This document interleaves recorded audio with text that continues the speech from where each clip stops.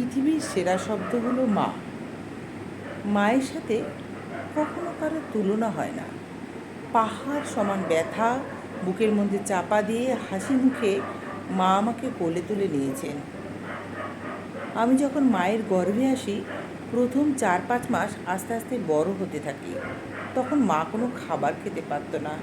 রাত দিন সব সময় কষ্ট পেত। অসহ্য যন্ত্রণা ধারণ করেও মা কখনো উফ শব্দটি উচ্চারণ করেনি।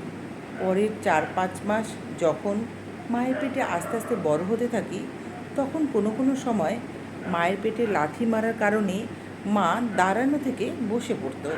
ব্যথা সহ্য করতে না পেরে বিছানায় শুয়ে এপিট ওপিট করতো।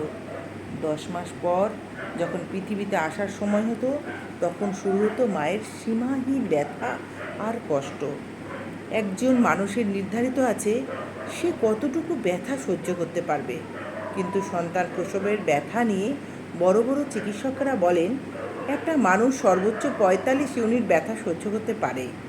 এরপর হলে সে মারা যাবে, না হলে অজ্ঞান হয়ে পড়বে।